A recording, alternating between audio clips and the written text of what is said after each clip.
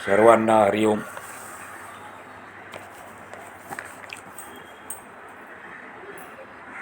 मनुष्य हा सामाजिक प्राणी आहे. इंग्लिशमध्ये म्हणतात त्याला man is a social animal. Animal म्हणजे प्राणी.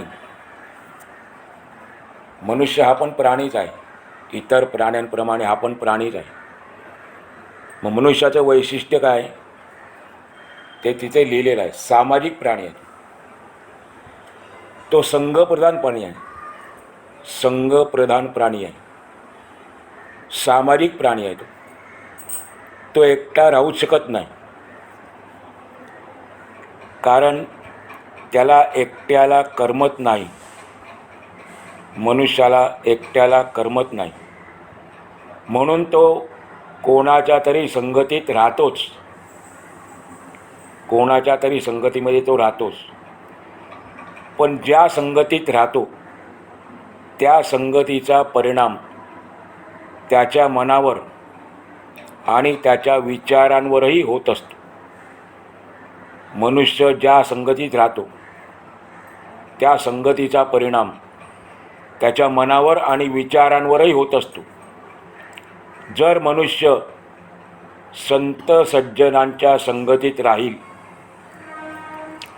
तर त्याचे चित्त शुद्ध होते.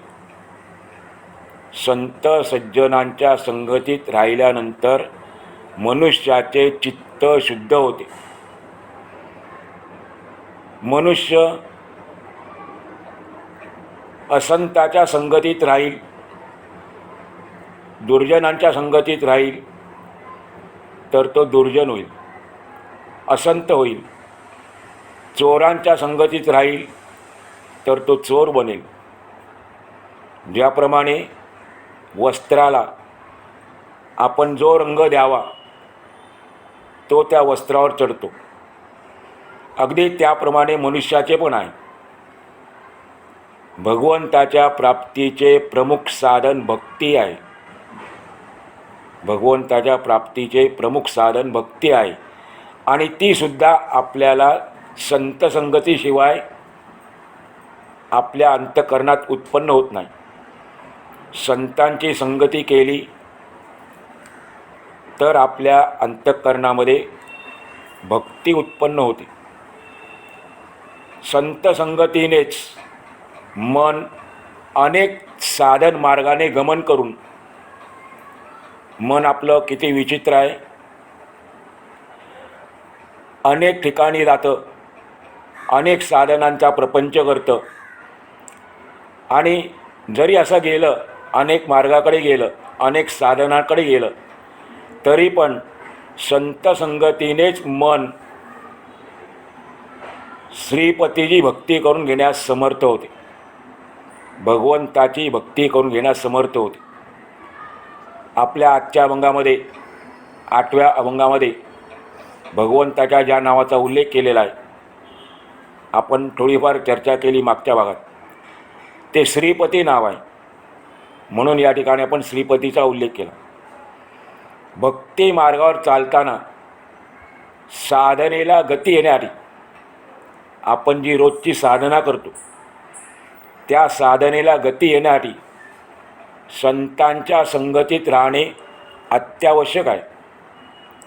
कारण त्यांच्या उपदेशानेच, संतांच्या उपदेशानेच आपल्याला श्रीपतीचे आकलन होऊ शकते. श्रीपती आपल्याला आकळला जाऊ शकतो. म्हणून माऊली म्हणते, संतांचे संगती मनोमार्ग गती. आपल्या आजच्या अभंगाच्या पहिल्या चरणाचा आपण या ठिकाणी आता पुन्हा अभ्यास करतो आहे. संतांचे संगती मनोमार्ग गती, आकळावा श्रीपती येणे पंथी. संत संगतीच मानव जीवनाच्या उन्नतीचे मूळ आहे. संत संगतीविना, संतांची संगती केल्याशिवाय स्वतःच्या बुद्धीने म्हणजे मनोमार्गाने जर कोणी गेला तर त्याला श्रीपती कळणार नाही, तर त्याला भगवंताचे आकलन होणार नाही, भगवंत आकळला जाणार नाही. संत संगतीमध्ये राहून भक्तीच्या मार्गाच्या वाटेवरून चालले असताना, संत संगतीमध्ये राहून भक्ती मार्गाच्या वाटेवरून चालले असताना वारंवार श्रवण, मनन आणि निधिध्यासन घडते. संत संगतीचे फायदे काय आहेत? आपल्याला वारंवार चांगले चांगले विचार ऐकायला मिळतात. श्रवण, त्यानंतर मनन होते आपलं, त्या विचारांवर आपण मनन करतो. नंतर त्याचं निधिध्यासन, चिंतन करतो. आणि मग मनातील असंभावना, विपरीत भावना इत्यादी जे दोष आहेत, त्या दोषांचा नाश होऊन आपले मन भगवत साक्षात्काराला योग्य होते. आपल्या मनामध्ये जोपर्यंत विपरीत भावना आहे, असंभावना आहे, संशय आहे, अशा प्रकारचे दोष आहेत, ते संत संगतीमध्ये निघून जातात. वारंवार श्रवण केल्याने, मनन केल्याने, निधिध्यासन केल्याने आणि मग आपल्याला भगवंताचा साक्षात्कार होतो. ज्या संतांच्या संगतीत राहिल्यावर श्रीपती आकळला जातो, त्या संतांची लक्षणे काय असतात, असा प्रश्न मनात निर्माण होतो. संत संगती मिळाली, पण ती संत संगती आहे, त्या संतांची लक्षणं कोणती आहेत, काय असतात? भगवान कृष्ण आपल्या लाडक्या भक्ताला म्हणजे उद्धवाला संतांची 5 लक्षणे सांगतात. भगवान कृष्णाचे 2 लाडके भक्त आहेत. आपल्याला फक्त अर्जुन माहीत असेल, परंतु हा उद्धव देखील त्याचा लाडका भक्त आहे. त्याला सांगतात संतांची 5 लक्षणं आहेत. निरपेक्षम मुनिम शांतम निर्वैरम समदर्शनम. पहिलं लक्षण आहे निरपेक्षम, दुसरं आहे मुनिम, तिसरं आहे शांतम, चौथं निर्वैरम आणि 5वं आहे समदर्शना. पहिलं लक्षण आहे निरपेक्ष, म्हणजे संत अपेक्षारहित असतात. संतांना कुठल्याही गोष्टीची कोणाकडूनही कसलीही अपेक्षा नसते. स्वतःहून तर नाहीच, पण एखादी गोष्ट सहज जरी प्राप्त झाली तरी त्याविषयी ते अपेक्षा ठेवत नाहीत. सहज जरी त्यांना एखादी प्राप्त झाली गोष्ट तरी पण ते अपेक्षा ठेवत नाहीत. मार्गामध्ये एखादी वस्तू पडलेली आहे आणि त्याला कोणी माझी वस्तू म्हणत नाही तरी ते त्या वस्तूला हातही लावत नाहीत. अशा प्रकारे इहलोकातील म्हणजे या लोकातील आणि परलोकातील कोणत्याही भोगांविषयी अंतःकरणात वासना म्हणजे अपेक्षात उत्पन्न न होणे हीच खरी निरपेक्षता आहे. याला निरपेक्षता असं म्हटलेलं आहे. आणि हा संतांच्या लक्षणातला पहिला लक्षण आपल्याला सांगतात भगवान. दुसरं लक्षण सांगितलं मुनीम. आपली जी मुनीची कल्पना आहे ती या ठिकाणी तशी नाही आहे. मग भगवान मुनी कोणाला म्हणतात? भगवान म्हणतात मुनी हे संतांचे दुसरे लक्षण आहे. मुनी कोणाला म्हणायचे? मुनी म्हणजे मननशील. मुनीचा अर्थ काय? मननशील. वेदामध्ये, शास्त्रामध्ये प्रमाणभूत सांगितलेल्या स्वरूपाच्या ठिकाणी, वेदात शास्त्रात प्रमाणभूत म्हणजे आधारभूत सांगितलेल्या स्वरूपाच्या ठिकाणी अखंड धारणा असणे, अशा प्रकारचे मनन करणाऱ्याला मुनी म्हणतात. मुनी कोणाला म्हणायचं? वेदामध्ये शास्त्रामध्ये प्रमाणभूत सांगितलेल्या, आधारभूत सांगितलेल्या स्वरूपाच्या ठिकाणी अखंड धारणा असणे, अशा प्रकारचे मनन करणाऱ्याला मुनी म्हणतात. शांती हे संतांचे तिसरे आणि महत्त्वाचे लक्षण आहे. पण केवळ शरीराची निश्चलता म्हणजे शांती नाही.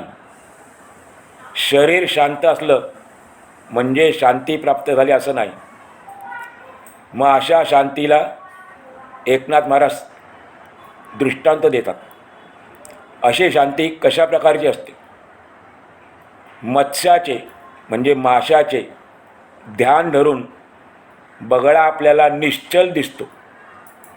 पाण्यामध्ये एका पायावरती उभा राहिलेला असतो, डोळे मिटलेले असतात, माशाचे ध्यान करतो. पण तो जरी निश्चल दिसलेला असला तरी पण तो आतून अशांत असतो. बाहेरून शांती आहे पण आतून अशांती आहे. याला शांती म्हणत नाही. मग शांतीचा अर्थ काय? देहाच्या ठिकाणी अहंकार नसणे, या शरीराच्या ठिकाणी अहंकार नसणे, काम, क्रोध, लोभ हे जे षडविकार आहेत यांचे समूळ उच्चाटन होणे म्हणजे शांती आहे. जोपर्यंत आपल्या अंतःकरणामध्ये अहंकार आहे, काम आहे, क्रोध आहे, लोभ आहे, मत्सर आहे, तोपर्यंत आपल्याला शांती प्राप्त होऊ शकत नाही. चौथं लक्षण निर्वैर आणि पाचवं लक्षण समदर्शन याचा एकत्र विचार केलेला आहे, कारण यांचा एकमेकांशी जवळचा संबंध आहे. समदर्शन म्हणजे समरूपाने पाहणे, सर्वत्र समरूपाने पाहणे, समानतेने नाही, समरूपाने पाहणे. एवढेच नाही तर विचित्र प्राणी मात्र, हे जग कसं भरलेलं आहे, विचित्र प्राणी मात्र, त्यांची विचित्र नावे आणि विचित्र आकाराने भरलेल्या या जगात, विचित्र प्राणी मात्र, त्यांची विचित्र नावे आणि विचित्र आकाराने भरलेल्या या जगात समान रूपाने असणारे जे आत्मतत्व, समान रूपाने असणारे जे आत्मतत्व, त्याला परमतत्व असं देखील म्हटलेलं आहे. ते समत्व बुद्धीने पाहणे म्हणजे समदर्शन. चराचरामध्ये, कणाकणामध्ये ते आत्मतत्व आहे हे समत्व बुद्धीने पाहणे, याला म्हणायचं समदर्शन. आणि अशी समता हाताला आल्यानंतर म्हणजे सर्वत्र परमात्म्याचे समरूपाने दर्शन झाले की आपोआपच निर्वैरता प्राप्त होते. समदर्शन झाले, सर्वत्र परमात्म्याचे दर्शन झाले की आपोआपच निर्वैरता प्राप्त होते. जेथे आपण सर्वजण एकच आहोत ही भावना आहे, तेथे कोण कोणाचा वैरी असणार आहे? त्यामुळे समदर्शन झालं की निर्वैरता आपोआप येते. कोणाबद्दलही आपल्या मनामध्ये शत्रुत्वाची भावना राहत नाही. कारण ज्यांना आपण माझे म्हणतो ते आपले शत्रू नसतात आणि ज्यांना आपण शत्रू समजतो ते आपले माझे नाहीत. म्हणून जर सगळे माझे आहेत तर मग शत्रुत्वाची भावना नसणार आहे. पण त्यासाठी आपल्याला समदर्शन, भगवंताचं सर्वत्र आहे ही भावना आपल्या मनात दृढ झाली पाहिजे. अशी 5 लक्षणे भगवंतांनी उद्धवाला सांगितली. आणि अशा संतांच्या संगतीमध्ये क्षणार्ध म्हणजे अर्धा क्षण जरी आपल्याला संतांची संगती घडली तरी ती जीवाच्या उद्धाराला कारण ठरते.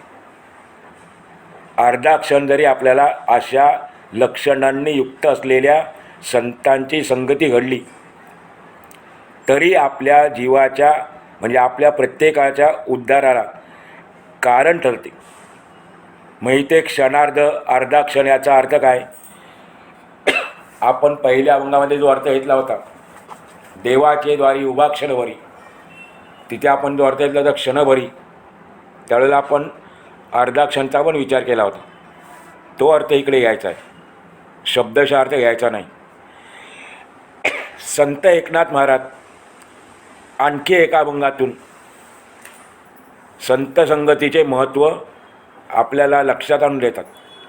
ते म्हणतात, निमिषार्ध होता संत संग, तेने संगे होय भवभंग, या लागे सत्संगाचे भाग्य, साधक सभाग्य जाणती. निमिषार्ध होता संत संग.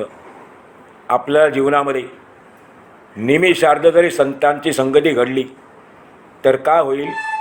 तेने संगे होय भवभंग. भव म्हणजे संसार, आपल्याला माहीत आहे, जन्म मृत्यू, त्याचा भंग होतो अर्धा क्षण संतांच्या संगतीमध्ये राहिल्यानंतर. पण पुन्हा ऐका, आयुष्यभर राहिल्यानंतर आपला भवबंधनातून सुटका होते. या लागी सत्संगाचे भाग्य, पुढे म्हणतात ते साधक सभाग्य जाणती. जे सभाग्य साधक आहेत, भाग्यवान साधक आहेत, ते सत्संगाचे महत्त्व जाणतात. पण अशा लक्षणांनी युक्त संतांची संगती होणे ही काही सामान्य गोष्ट नाही आहे. तुकाराम महाराज म्हणतात, बहु अवघड आहे संत भेटी, पण पूर्व पुण्याईनेच, आपल्या अनेक जन्माच्या पुण्याईने अशा अधिकारी संतांची भेट होते. अशा लक्षणांनी युक्त असलेल्या अधिकारी संतांची आपली भेट होते आणि त्यांच्या संगतीतच श्रीपती आकळला जातो. भगवंत आपल्याला स्वरूप त्याचं कळतं. म्हणून माऊली म्हणाली, संतांचे संगती मनोमार्ग गती, आकळावा श्रीपती येणे पंते. संत संगतीत राहून मनोमार्गाने गमन करणे हाच श्रीपतीला आकळण्याचा योग्य पंथ आहे. त्या चरणाचा शब्दशः अर्थ आहे, संत संगतीत राहून मनोमार्गाने गमन करणे हाच श्रीपतीला आकळण्याचा योग्य पंथ आहे. पण ते कोणी आणि कसे आकळले याचे वर्णन माऊली दुसऱ्या चरणात करतात. रामकृष्ण वाचा भाव हा जीवाचा, आत्मा तो शिवाचा रामजप. माऊलींनी एक फार असा मोठा दिव्य दृष्टांत दिलेला आहे या चरणातून. ते म्हणतात, भगवान शिवशंकराला जो राम नामाचा जप आपल्या आत्म्या एवढा प्रिय आहे, भगवान शिवशंकराला राम नामाचा जप आपल्या आत्म्या एवढा प्रिय आहे, त्या नामाचा जप हा जीवाचा स्वभावच झाला पाहिजे. हा प्रत्येक जीवाचा स्वभावच झाला पाहिजे. आपण म्हणतो देखील व्यवहारात, स्वभावाला औषध नाही. आणि जर असा आपल्या जीवाला राम नामाचा स्वभाव झाला, जीवाचा स्वभाव झाला आपल्या, तर मग आपल्याला भगवंत आपल्याकडून आकळला जाईल. वाणीने रामकृष्ण असा नित्यजप करणे हा प्रत्येकाचा भाव असला पाहिजे. कारण याशिवाय दुसरा कोणताही भाव मनात असणे हे जीवाला घातक आहे. जीवाचा भाव राम नामाचा जप असणे आणि याशिवाय इतर जो काही भाव असेल आपल्या मनामध्ये, तर तो आपल्याला अधोगतीकडे नेणार आहे, घातक आहे. वाचेने रामकृष्ण नामाचा अखंड जप करणे म्हणजे नामाचे सामर्थ्य, भगवंताच्या नामाचे सामर्थ्य संतांनी ठिकठिकाणी वर्णन केले आहे. एकनाथ महाराज एका ठिकाणी लिहितात, रामकृष्ण वासुदेवा धरी हाची दृढ भावा, अनेकाचा हेवा दुरी करी आदरे. रामकृष्ण वासुदेव हात आपल्या मनाचा दृढभाव झाला पाहिजे. इतर गोष्टीचा हेवा करायचा आपण सोडून दिलं पाहिजे. मग काय होणार? मोक्ष येईल सुखी नामस्मरता आदरे. आपल्याला जर हा अखंड भाव झाला आपल्या जीवाचा, राम नामाच्या जपाचा, तर आपल्याला जे पाहिजे भगवत प्राप्ती, मोक्ष, तो आपल्याला सहज प्राप्त होईल. पण कधी? नामस्मरता आदरे. नामस्मरण करायचं आहे, पण ते अत्यंत आदरपूर्वक, श्रद्धापूर्वक, प्रेमपूर्वक. संत नामदेव महाराज लिहितात एके ठिकाणी, एक बोल स्पष्ट बोलावा, एक बोल स्पष्ट बोलावा, वाचे हरिहरी म्हणावा, संत समागम धरावा, तेणे ब्रह्मानंद होय आगवा. आपण एकच बोल आपल्या वाचेने बोलायचा. हरी म्हणा, राम म्हणा, कृष्ण म्हणा, जो असेल तो, पण संत समागम धरावा. तेणे काय होणार? तेणे ब्रह्मानंद होय आगवा. आपल्याला ज्याची अपेक्षा आहे तो ब्रह्मानंद, परमानंद आपल्याला प्राप्त होईल. आपल्या वाणीने नामस्मरण करण्यातच वाणीचे सार्थक आहे. नाहीतर ती वाचा व्यर्थ आहे. नाहीतर ती वाचा कशी आहे? व्यर्थ आहे. मनाचा स्वभावच असा बनला पाहिजे की जेणेकरून आपल्या वाणीतून आपोआपच रामकृष्ण नामाचा उच्चार होईल. मनामध्ये रामनाम साठवले म्हणजे वाणीने आपोआपच रामनामाचा उच्चार होईल. मनामध्ये जर आपण रामनाम साठवले, भगवंताचे नाम साठवले, म्हणजे आपोआप वाणीने रामनामाचा उच्चार होईल. सध्या बहुतेकांना कठीण वाटेल, पण जर आपण वाणीला रामनामाच्या जपाचा अभ्यास दिला तर त्या अभ्यासाने निश्चित रूपाने वाणी सतत रामनामाचा जप करेल. या जगामध्ये फक्त रामनामच सत्य आहे. रामनाम जप सामान्य नाही आहे. रामनाम जप सामान्य नाही आहे. म्हणून माऊली सांगतात, आत्मा जो शिवाचा राम जप. दुसऱ्या चरणामध्ये उत्तराला सांगितलेला आहे, आत्मा जो शिवाचा राम जप. रामनाम जप हा भगवान शंकराचा आत्मा आहे. त्यांचे रामनामावर निरतिशय निर्निमित्त प्रेम आहे. भगवान शंकराचे रामनामावर निरतिशय आणि निर्विषय प्रेम आहे. आपण पाहतो अनेक लोक या जगामध्ये भगवंताचे नाम घेतात, पण त्यात जो भाव पाहिजे तो भाव नसतो. मग कोणता भाव पाहिजे?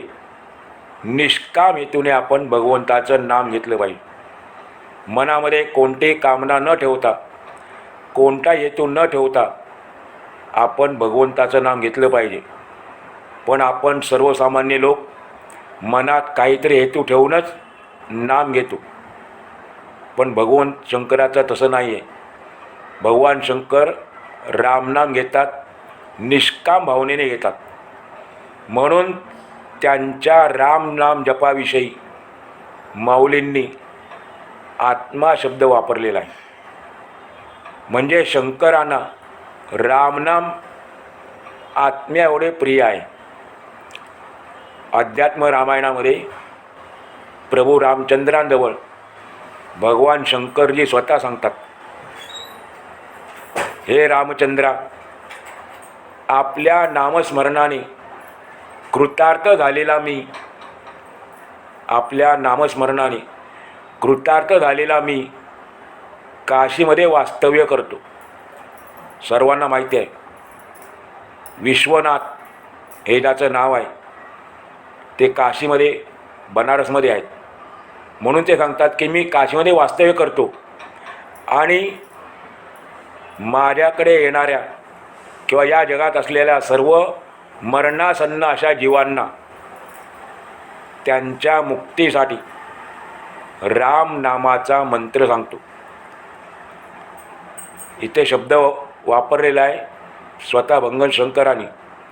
मरणासन्न झालेले जीव, आपण प्रत्येकजण मरणासन्न आहोत, मरणाच्या वाटेवर आहोत, पण आपल्याला त्याची जाणीव नाही आणि त्यामुळे आपण परमार्थाच्या मागे पडत नाही. भगवान सांगतात शंकर की त्यांना मी मुक्तीसाठी, भवबंधनातून सुटण्यासाठी तुझ्या नामाचा मंत्र सांगतो. संत शिरोमणी रामदेवराय सुद्धा या गोष्टीला पुष्टी देतात. ते म्हणतात, जेथे रामकृष्ण उच्चार सकळ मंत्रात मंत्रसार, पाचाई वदनी शंकर नित्य रामनाम जपत असे. रामनाम कसं आहे? सकळ मंत्राचा मंत्र आहे, सर्व मंत्राचं सार आहे आणि म्हणून भगवान शंकर नित्य रामनाम जपतात. स्वतः माऊलीसुद्धा सांगते, जे शंभूने धरिले मानसी, तेची उपदेशिले गिरिजेसी, नाम बरवे नाम बरवे निज मानसी धरावे. नामाचं महत्त्व सांगतात. जे शंभूने धरिले मानसी, भगवान शंकराने जे नाम आपल्या मनात धरलं म्हणजे मनामध्ये जप केला, त्याची उपदेशिले गिरिजेसी, त्याचाच उपदेश त्यांनी आपल्या पत्नीला केला. गिरिजा म्हणजे पार्वती. काय म्हणाले ते पार्वतीला? नाम बरवे नाम बरवे, बरवे म्हणजे चांगले, निज मानसी धरावे, आपल्या मनामध्ये अंतःकरणामध्ये साठवावे. शिवभवानी उपदेशी प्राणप्रिये, पुढे म्हणतात माऊली, शिवभवानी उपदेशी प्राणप्रिये, निज मानसी ध्याये, परमानंदो पाहे, रामू सखा हरी रामू सखा, रामू सखा हरी रामू सखा. राम नाम निज मानसात धरल्यानंतर परमानंदाची प्राप्ती होते. परमपावन श्री राम रक्षा स्तोत्राची निर्मिती ही भगवान शंकरापासूनच झाली आहे. रामरक्षा आपण त्याचा अभ्यास केला, त्यामध्ये उल्लेख केला होता बुध कौशिक मुनींनी. आदिष्टवान यथा स्वप्ने रामरक्षा मीमाम हरहा. हर म्हणजे शंकर. भगवान शंकराने मला जे स्वप्नात येऊन सांगितलं, आदेश दिला, राम नामाच्या महत्त्वाचा महात्म्याचा, त्याप्रमाणे लिखितवान प्रात बुध कौशिका, बुध कौशिक मुनींनी ते रामरक्षा स्तोत्र लिहिलेलं आहे.